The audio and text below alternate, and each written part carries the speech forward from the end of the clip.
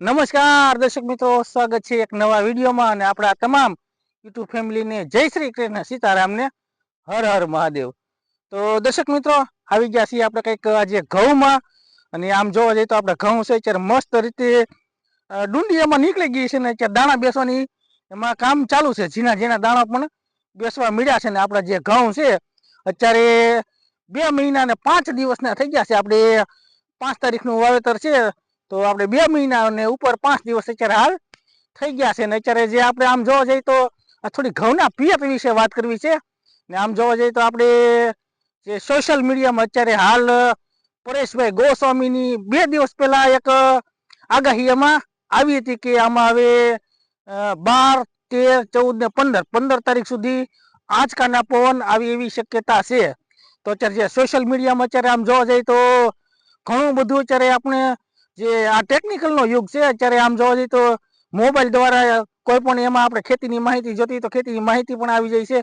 આમ સર્ચ કરીએ એટલે જો પણ જે કોઈ માહિતી આમાં જોતી હોય એ બધું આવી જાય છે। એક રીતે આમ જોવા જઈએ તો ટેકનિકલ જે ટેકનિકલ યુગ છે, આપણે સોશિયલ મીડિયા ઇન્ટરનેટનો યુગ છે અત્યારે એક રીતે ખૂબ ફાયદાકારક છે।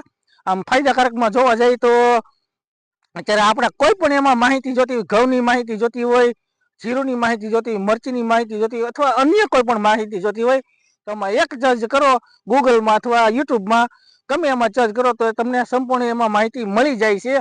અને આમ જોવા જઈએ તો આપણે એક આપણા જે વિડીયોના માધ્યમથી ઘણા બધા આપણે એવા વિડીયો પણ બનાવ્યા છે કે આપણે કોઈ પણ આપણે જે પોતાના અનુભવ પ્રમાણે આપણે વિડીયો બનાવીએ છીએ, પરંતુ અત્યારે ઘણા એવા પણ એક ફેક વિડીયો પણ એમાં આવે છે કે જેને અત્યારે ખેતીની કોઈ માહિતી નથી છતાં પણ ખેતીના અત્યારે વિડીયો બનાવે છે। આપણે ઘણા બધા એવા યુટ્યુબમાં વિડીયો જોયા છે। આપણે એમાં કોમેન્ટ લખીએ તો એના જવાબ પણ નથી આપી શકતા।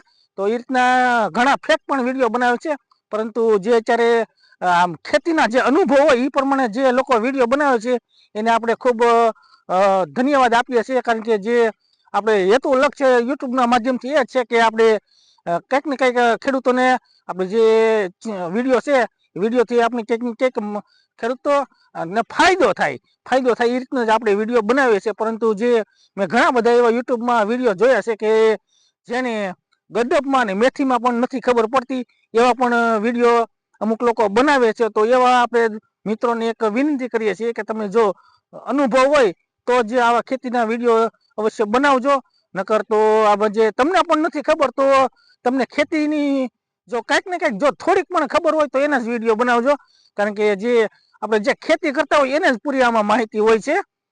અને આમ જોવા જઈએ તો જે થોડુંક જાજુ ખેતી કરેલી હોય એને આમ અનુભવ હોય કે આપણે આ કરવાથી આ થાય છે, આ કરવાથી આ થાય છે। તો એવા ખોટા પણ આમાં અમુક વિડીયો આવે છે। અને ઇન્ટરનેટ અત્યારે એક રીતે આમ જોવા જઈએ તો ફાયદો પણ કરાવે છે અને નુકસાન પણ કરાવે છે, કારણ કે નુકસાનમાં અત્યારે જે આપણે પૈસાની લેવડ દેવડ કરીએ એ પણ અત્યારે મોબાઈલથી જ ઘણા ઝાઝા મિત્રો કરે છે। તો અત્યારે એમાં ફ્રોડ પણ થાય છે।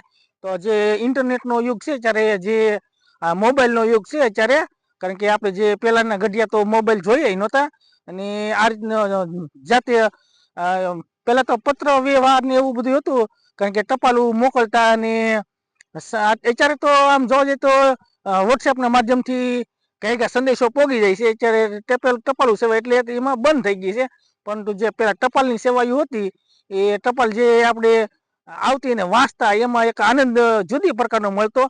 અત્યારે જે વોટ્સએપમાં વાત મેસેજ જાય એમાં એવો આનંદ નથી મળતો। તો જે ઇન્ટરનેટ છે અત્યારે ખૂબ ફાયદાકારક છે અને ગેરફાયદાકારક છે। જો સારી રીતે આનો ઉપયોગ કરીએ તો ખૂબ ફાયદાકારક છે, કારણ કે આમાં અવનવી આમાં માહિતીઓ આવી જાય છે। અને ઘણા આપણે એવા યુટ્યુબરો છે કે જેને ખેતીનો અનુભવ છે ને એ સારી રીતે આપણે ખેડૂતોને માર્ગદર્શન આપીએ છીએ। અને ઘણા મિત્રો જેને પોતાની ચેનલ હાંકવા માટે જ એવા વિડીયો બનાવે છે, જેને મેં પહેલાં પણ કહ્યું એમ કે ગડપમાં ને મેથીમાં એને કાંઈ ખબર હજી ન પડતી હોય એવા પણ મિત્રો વિડીયો બનાવે છે। તો એવા મિત્રોને આપણે કહીએ છીએ કે જે તમારી પાસે સાચું ખેતીનું જ્ઞાન હોય તો જ આમાં વિડીયો અપલોડ કરજો, કારણ કે જે ખેડૂત છે તમારો વિડીયો જોઈને એમાં આગળ એમાં હાલતા હોય છે। તો જે તમને પણ જ્ઞાન નથી તો એવું ખેડૂતોને જ્ઞાન ન આપવું જોઈએ, કારણ કે ખેડૂત છે ત્યારે ખૂબ મહેનત કરી અને રાત દિવસ તડકો ટાઢ વેઠી અને એમાં મહેનત કરતો હોય છે ને ત્યારે એમાં 1 રૂપિયો ભાળતા હોય છે, એમાં પૈસા ભાળતા હોય છે. તો આપણે સાચી જે તમને માહિતી હોય એવો જ વિડીયો બનાવજો, પણ આપણે આપણું એ તો આપણે જે એનો આપણો વિષય એ નથી. આપણે આજે ઘઉંનો થોડીક ચર્ચા કરવી છે. તો અત્યારે જે આપણે ઇન્ટરનેટ દ્વારા આપણે ઘણી બધી આગાહીઓ આવે છે, એમાં ખાસ કરીને હું જે જોઉં છું એ પરેશભાઈ ગોસ્વામીની આગાહી વધારે જોઉં છું. અશોકભાઈ પટેલની પણ આગાહી સરસ રીતે આમાં આવે છે. અને જે પરેશભાઈ ગોસ્વામીની 2 દિવસ પહેલા આપણે એમાં વિડીયો જોયો હતો કે 12, 13, 14 ને 15 આ તારીખમાં થોડીક આંચકાના પવનની શક્યતા છે. તો જો દર્શક મિત્રો આંચકાના પવન હોય તો જે આપણે અત્યારે ઘઉં આપણે આમ જોવા જઈએ તો ઘઉં અત્યારે પાવા ન જોઈએ, કારણ કે જો આમ જોવા જઈએ તો અત્યારે જે હજી તો આમાં દાણા બરાબર ચડ્યા નથી, પરંતુ દાણા ચડી જાય ને પછી જો આંચકાના પવન હોય તો ઘઉં પાઈએ તો એમાં ઘઉં ઢળવાની શક્યતા રહેતી હોય છે. પરંતુ હજી આમાં દાણા ચડ્યા નથી, પણ છતાં પણ જો આંચકાના પવન આવે તો આમાં ઘઉં આડા જે પાયા હોય તો આડા પડવાની શક્યતા રહેતી હોય છે. તો જો ઘઉં આડા પડી જાય તો એમાં ઉત્પાદન પણ નથી મળતું, દાણો એમાં હાવ ઝીણો રહી જાય છે. અને બીજા નંબરમાં આપણે આમાં હાર્વેસ્ટર મારવું હોય તો હાર્વેસ્ટર પણ લાગતું નથી. તો અત્યારે જે ઇન્ટરનેટ આપણે પરેશભાઈની ગોસ્વામીની આગાહી છે એ પ્રમાણે આપણે હાલવા જઈએ તો જે પરેશભાઈ આગાહી કરે છે એની 90 થી 95% આગાહી એની સાચી પડે છે. તો 12 થી 15માં જે આંચકાના પવન આવવાના છે તો ત્યારે દર્શક મિત્રો ઘઉં આપણે ન પાવા જોવે. અને કદાચ જો આમ જોવા જઈએ તો ઘઉંને સમયસર પાવા જરૂરી છે, પરંતુ આવો સમય હોય તો એનાથી અગાઉ પાઈ લેવા જોઈએ, અથવા તો 3 દિવસ એમાં જવા દેવા જોઈએ. કારણ કે જો આંચકાના પવન સાથે જો ઘઉં પાવામાં આવે તો એમાં ઢળવાની શક્યતા વધારે રહેતી હોય છે. તો જે ઘઉંનો પાક છે આમ જોવા જઈએ તો અમારા વિસ્તાર છે એમાં દિવસ દરમિયાન લાઇટ આવે છે, પરંતુ રાતપાળી જ્યાં લાઇટ આવતી હોય એને આમ જોવા જઈએ તો એક રીતે ફાયદો છે, પણ રાતપાળી લાઇટ આવતી હોય ને એક રીતે ગેરફાયદો છે, પણ ગેરફાયદો પણ છે. જો રાતપાળી લાઇટ આવતી હોય ને તો ઘઉં માટે સારી એક વાત છે, કારણ કે રાત દરમિયાન પવન ઓછો હોય છે, તો રાત્રે જો ઘઉં પાઈ દઈએ તો ઠરી જાય. આપણે હવાર થાય તો એમાં પાણી બધું ઠરી જતું હોય છે, તો એમાં ઢળવાની શક્યતા ઓછી રહેતી હોય છે. પરંતુ દિવસ દરમિયાન જ્યાં લાઇટ આવે તો એમાં પવન સાથે હોય તો એમાં ઘઉં ન પાવા જોઈએ. ને આમ તો જોવા જઈએ તો દિવસની જે લાઇટ આવે એમાં ફાયદો પણ થાય છે, કારણ કે આપણે જે રાત્રે શિયાળો હોય એમાં ઠંડી ન ખાવી પડે. તો આમ એક રીતે દિવસવાળી લાઇટ સારી પણ છે ને એક રીતે ગેરફાયદો પણ છે. તો અત્યારે જે પરેશભાઈની આગાહી આવી એ પ્રમાણે આપણે અત્યારે ઘઉં હાલ નથી પાવાના 15 તારીખ સુધી, કારણ કે આંચકાના પવન આવવાની શક્યતા છે. અને વાદળા પણ ખૂબ સરસ રીતે અત્યારે હાલ થઈ રહ્યા છે. તો આજે આપણે વિડીયોના માધ્યમથી એક જણાવવા માંગીએ છીએ કે અત્યારે જે ઇન્ટરનેટનો યુગ છે એમાં ઘણી પ્રકારની અવનવી માહિતીઓ આમાં મળી જતી હોય છે. તો જે મિત્રો સાચી રીતે અને પોતાના અનુભવ પ્રમાણે જે માહિતી શેર કરે એના માટે તો ખૂબ ખૂબ આપણે ધન્યવાદ આપીએ છીએ.